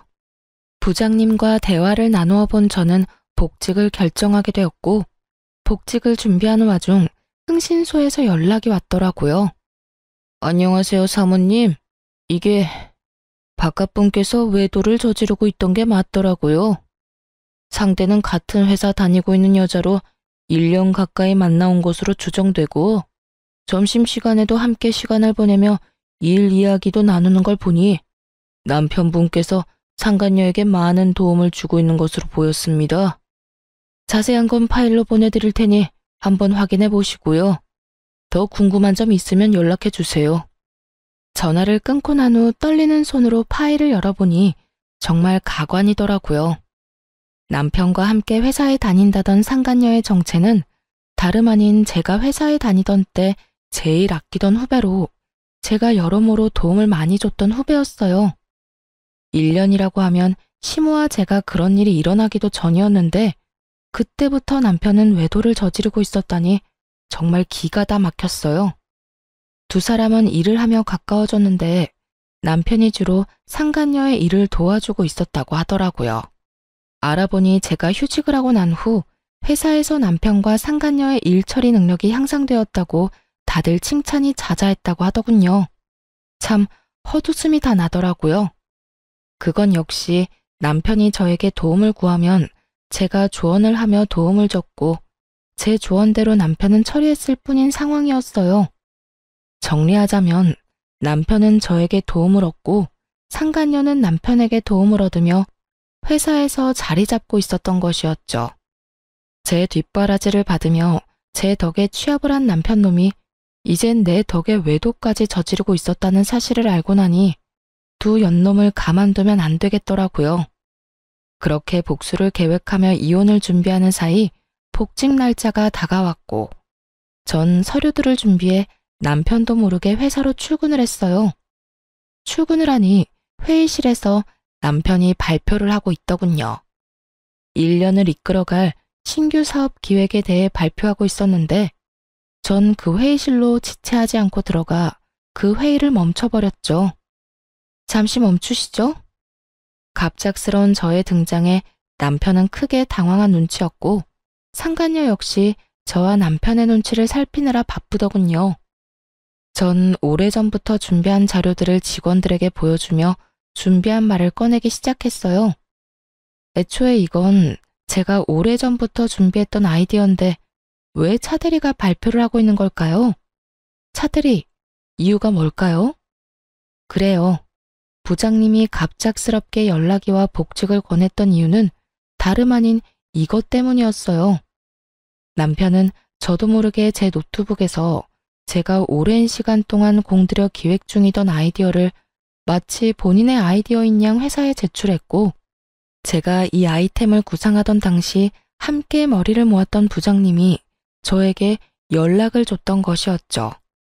자료를 보니 상간녀도 팀원으로 이름이 올라와 있던 것으로 보아하니 상간녀 역시 모든 사실을 알고도 묵인하고 있었던 것이었어요. 저는 모든 사실을 알리며 남편에게 어떻게 된 일인지 물었고 당황한 남편은 그게 무슨 소리냐며 자신의 아이디어라고 딱 잡아떼기 시작하더군요. 그게 무슨 말씀이세요? 이건 제가 오랫동안 생각하고 기획한 제 아이디어라고요. 혹시 제 노트북 보셨나요? 제 노트북에도 이런 자료를 저장한 것이 있는데 그걸 그대로 뽑아와서 이러는 거 아니냐고 묻는 겁니다. 차대리야말로 제 노트북에서 이 기획을 훔쳐간 거겠죠. 양심도 없이 이게 무슨 짓입니까? 제가 그랬다는 증거라도 있어요? 내가 이 기획안을 훔쳤다는 증거라도 있냐고요. 뻔뻔하기 그지없는 남편은 끝까지 발뺌을 하며 증거 타령을 하고 있었고 전 그런 남편에게 콧방귀를 끼며 이렇게 말해주었습니다. 증거는 없고 증인은 있는데요. 생각을 좀 해보세요. 하필 차대리가 이 발표를 하는 날 하필 제가 이렇게 복직을 해서 회사에 나왔는데 그게 다 우연이라고 생각해요? 증인이라니 설마... 네, 맞아요. 부장님께 연락받았어요. 저하고 부장님이 함께 기획하던 아이디어인데 차대리가 떡하니 차대리 이름 붙여서 기획서 올렸다고요. 그러니 내가 편안히 쉴 수가 있었겠어요? 그게 부장님이랑 짜고 거짓말하는 걸 수도 있잖아요. 두 사람 워낙 친하니까 나 물먹이려고 거짓말하는 건지 어떻게 알아요? 다들 믿지 마세요. 이건 전부 거짓말이라고요. 남편은 끝까지 이상한 소리를 해대고 있었고 그때 프로젝트를 진행하게 되면 함께하려 했었던 직원들이 나서주기 시작했어요.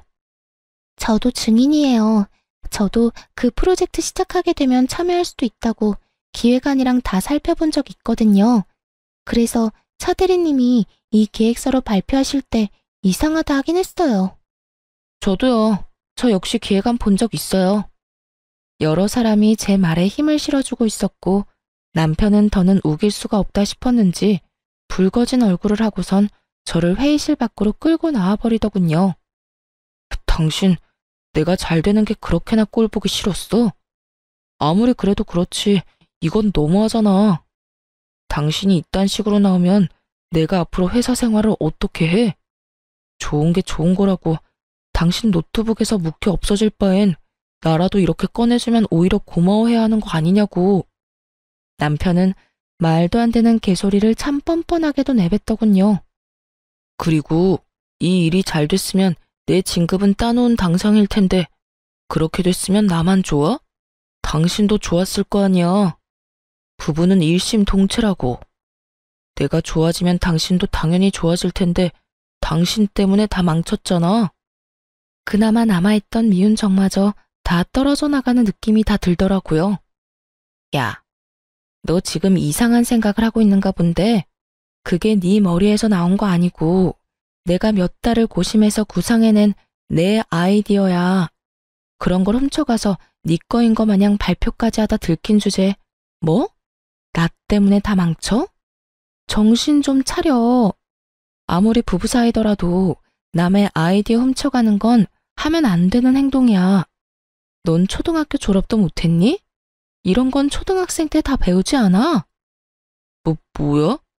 너 말 다 했어? 넌 그게 남편한테 할 말이야? 남편은 개뿔. 잘 들어. 내가 100번 1000번 양보해서 이해한다고 한들 그건 네 말처럼 네가 내 남편이고 우리가 부부 사이일 때나 이해 가능한 거야.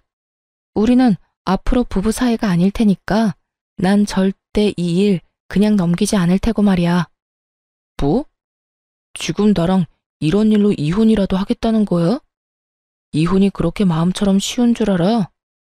그리고 나야 남자니까 이혼해도 상관없다고 쳐도 당신이 이혼녀 딱지 괜찮겠어? 앞으로 잘 살아나갈 자신 있냐고. 남편은 주제에 저를 깔보며 이깟일로 무슨 이혼까지 하냐며 콧방귀를 뀌고 있었고 전 그런 남편을 향해 가방 속에 넣어뒀던 외도 증거들을 뿌려주었어요. 바닥엔 남편과 상간녀의 다정한 모습이 찍힌 사진들이 나뒹굴기 시작했고 그 순간 타이밍도 좋게 회의실에서 사람들이 쏟아져 나오더라고요. 바닥에 떨어진 외도 증거 사진들을 본 사람들은 저마다 놀람의 탄성을 자아내기 시작했고 상간녀는 자신의 얼굴이 찍힌 사진들을 급하게 주우며 고함을 질러대더군요. 보지 마세요. 보지 말라고요. 선배, 이게 뭐예요? 정말 너무한 거 아니에요? 이런 걸 이렇게 공개적으로 뿌리면 어떻게 하자는 거예요? 왜? 부끄러운 건 아니?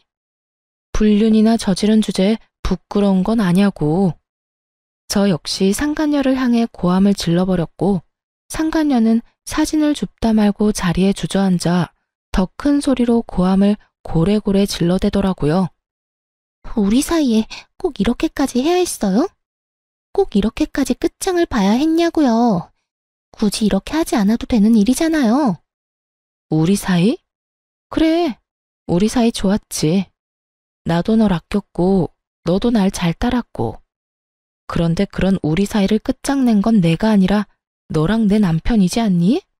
우리가 부부 사이라는 걸 회사 내에 모르는 사람이 없는데 네가 몰랐을 리도 없을 거고 몰랐다고 한들 유부남이랑 놀아난 주제에 무슨 낯짝으로 큰 소리야? 양심이 없는 거야? 아니면 그 얼굴 철판이 두꺼운 거야? 아무리 내가 잘못했다고 해도 일은 할 수 있게 해줘야죠. 회사에서 이런 식으로 다 밝혀버리면 앞으로 회사 생활은 어떻게 하라고요?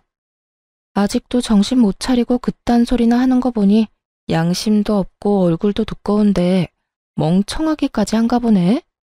딱 보면 모르겠어. 난 죽었으면 죽었지. 너 같은 인간 말종이랑 한 회사에 다닐 생각 없어서 이렇게까지 하는 거야.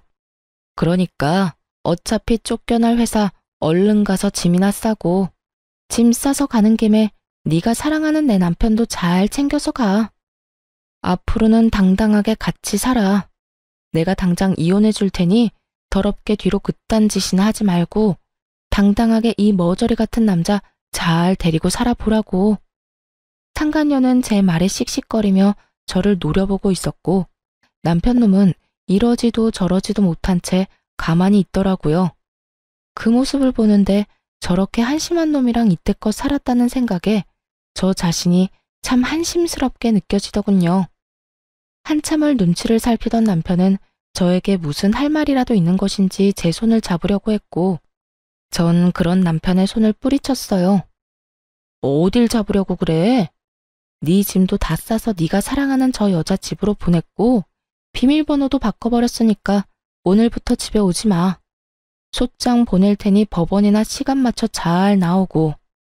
할 말을 다한 저는 그대로 자리를 벗어났고 그날 오후 회사에선 두 사람에게 바로 권고사직 처분을 내려버렸습니다. 처분이 나오자마자 남편과 상간녀는 이딴 회사에 본인들 역시 미련이 없다는 막말을 하며 짐을 싸들고 나가버리더군요. 이딴 회사 나도 미련 없다 이거야. 자기야, 가자. 당장 우리 집으로 가서 맛있는 밥이나 차려 먹자고. 그래, 자기야. 회사도 그만두게 되고 이 지긋지긋한 이혼도 하게 되고 아주 일석이조네. 이딴 회사 그만두면 내가 큰일이라도 날까봐. 이거 왜 이래? 다른 곳에 이력서만 넣으면 너도 나도 오라고 난리라고. 두 사람은 저에게 들으라는 듯이 자기라고 서로를 칭하며 나가버렸고 전 그저 시간이 빨리 가 이혼만 끝나길 바라고 또 바랐습니다. 그렇게 저는 좀 더 쾌적한 회사 생활을 하며 이혼을 진행하게 되었고 재산 분할부터 해서 두 사람에게 위자료까지 받고 성공적으로 이혼할 수 있었습니다. 이혼을 하고 난 후 얼마 지나지 않아 두 사람이 바로 재혼을 했다는 소식을 듣게 되었는데 그 행복도 오래가지 못한 것 같더라고요. 재혼 소식을 들은 지 3개월도 채 되지 않아 뻔뻔하게 상간녀에게 연락이 왔으니까요. 무슨 일이야? 나한테 더 남은 할 말이 없는 걸로 아는데.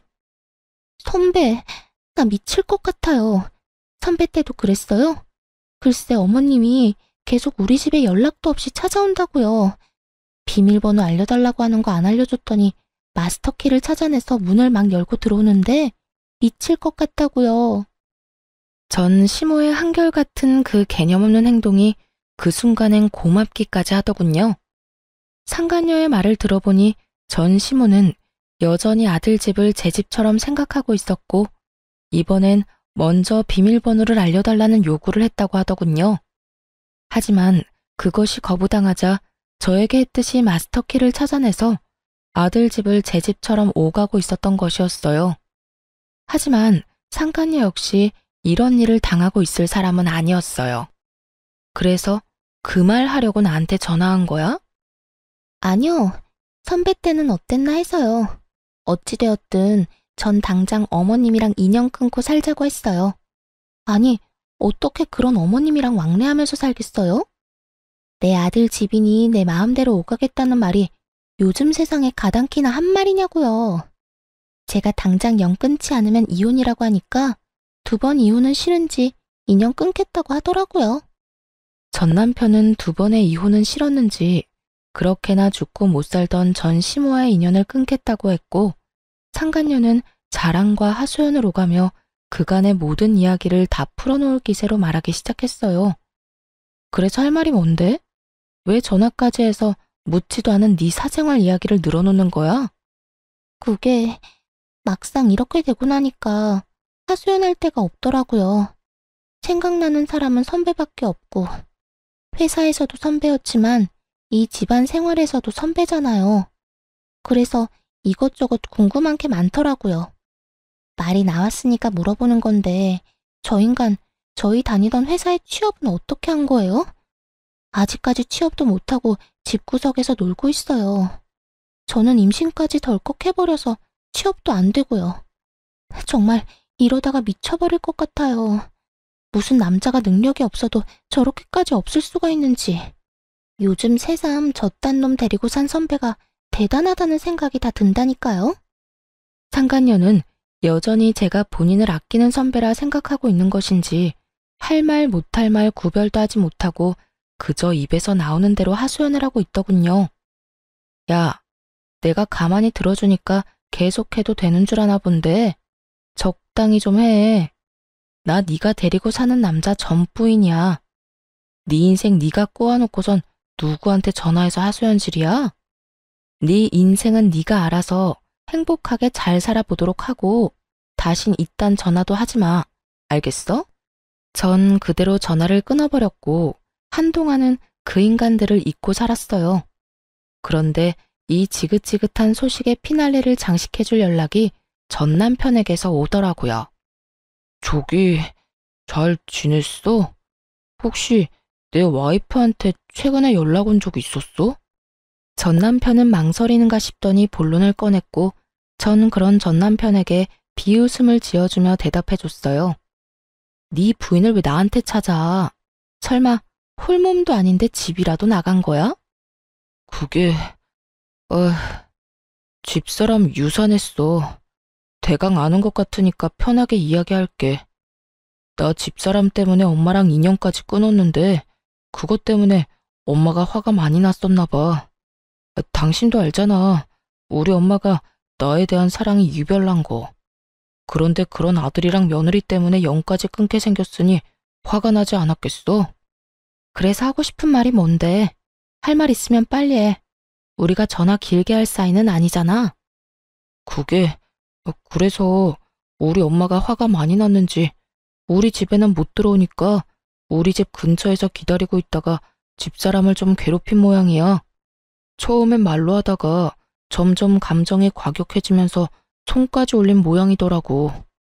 그것 때문에 임신 초기였던 집사람은 유산까지 해버렸고 말이야. 그래서 태어나는 날 데리러 갔더니 도망을 쳐버렸는지 어디에도 없고 연락도 안 돼.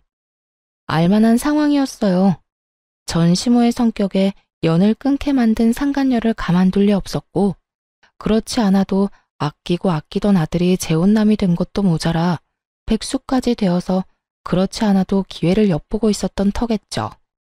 이런저런 감정이 다 섞인 전 시모는 상간녀를 호되게 몰아붙였고, 그렇게 유산까지 하게 된 상간녀는 그대로 살고자 도망을 쳐버린 것이었어요.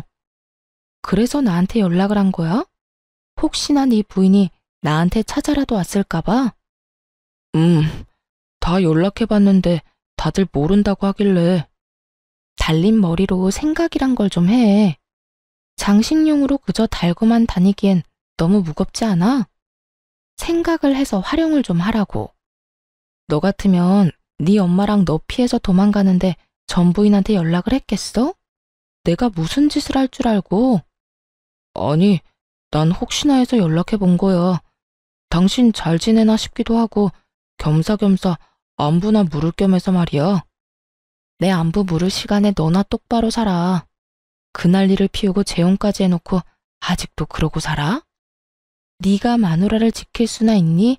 네 애를 지킬 수나 있니? 제발 정신 좀 차리고 살아. 무슨 말을 그렇게까지 하냐? 나라고 뭐 속이 편한 줄 알아? 그런 일이 일어난 걸 나보고 어떻게 하란 말이야. 그리고 집사람이 그렇게 쉽게 유산될 줄 남들 알았겠어? 아, 다 됐고. 네 가족은 네가 알아서 찾고 나한테 다시는 연락도 하지 마. 이렇게 저는 전화를 끊어버리려고 하는데 시모의 다급한 목소리가 들려오더군요. 잠깐만, 잠깐만. 여보세요, 끊었니? 여보세요. 말하세요. 아직 안 끊었네. 대답을 좀 빨리 하면 얼마나 좋니? 난 또 끊은 줄 알았지 않니? 할 말 있으면 빨리 하라고요. 성질 급하기는. 너도 이야기 다 들었다시피 우리 아들이 다시 혼자가 되게 생겼어. 그래서 하는 말인데 네가 다시 돌아오면 안 되겠니? 네? 그러니까 저한테 지금 재결합이라도 하란 말인가요? 그래. 지금 집 나간 물건은 몸도 너무 약하고 무엇보다 되바라져서 다시 돌아온다고 해도 안 받아줄 예정이다. 내가 곰곰이 생각해봤는데 우리 아들한텐 네가 딱 맞아. 네가 취업 못하는 우리 아들 2년 만에 취업도 시키지 않았니? 그러니까 이번에도 우리 아들이랑 같이 살면서 다시 한번 사람 구실하고 살게 만들면 되지 않겠니? 정말 감탄이 다 나오더라고요. 어떻게 사람이 뻔뻔해도 이렇게까지 뻔뻔할 수가 있는지 놀랍기까지 했으니까요. 하긴 조강지처였던 저는 3년 만에, 그리고 재혼한 상간녀는 3개월 만에 내쫓았는데 이 정도 뻔뻔해야 가능한 일이었지 않나 싶기도 하더군요.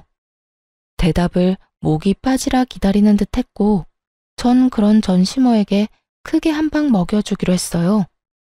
아줌마, 잘 들으세요. 아줌마 같은 인간이랑 가족으로 다시 엮일 바엔 평생 혼자 살 거네요. 뻑하면 아들 집이 내 집이다 하고 찾아오질 않나.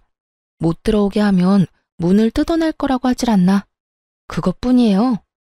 아들하고 며느리 사이의 이간질은 물론이고 이번엔 뱃속의 손주까지 그 손으로 잃게 했다면서요. 그런 아줌마 며느리를 다시 하라고요?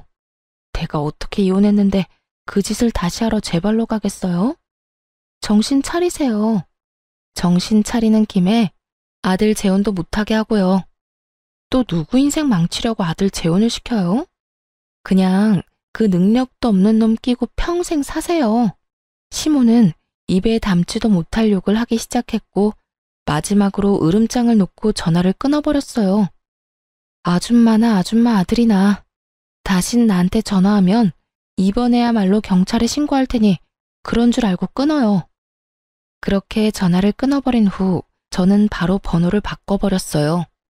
제가 알기론 퇴직금도 저에게 위자료로 주고 신혼집도 빚을 내서 마련한 집일 텐데 빚쟁이가 된 아들을 꼼짝없이 안고 살게 된 전시모나 빚쟁이 백수가 되어버린 전남편이나 인생이 제대로 꼬여버린 상간녀까지 그 앞날이 참 시궁창이었겠다 싶었네요. 그 후 전 회사에 다니며 잘 지내고 있어요. 한동안은 저의 이혼 스토리 때문에 떠들썩하긴 했지만 이젠 시간이 꽤 흘러 그 이야기를 꺼내는 사람은 없네요. 전 올해 진급을 했고 여전히 혼자인 채로 지내고 있습니다. 혼자인 자유를 만끽하고 있다고나 할까요? 주말엔 집에서 온종일 잠을 자며 충전의 시간을 갖기도 하고 혼자 영화를 보러 다니고 여행도 다니며 아주 만족스러운 시간을 보내고 있어요. 가끔 외로워질 때도 있지만 가끔 느껴지는 그 외로움마저 행복하게 느껴지는 걸 보면 이혼 참 잘했다고 생각하기도 해요. 앞으로도 전 저만의 인생을 위해 살아갈 예정이에요. 더는 누군가를 위해 헌신하는 것이 아닌 제 행복, 제 안위만을 위해 두 번째 인생을 멋지게 살아가 보려고요. 이로써 저의 긴 사연은 끝이 났네요. 긴 글 함께 해주신 분들 감사합니다.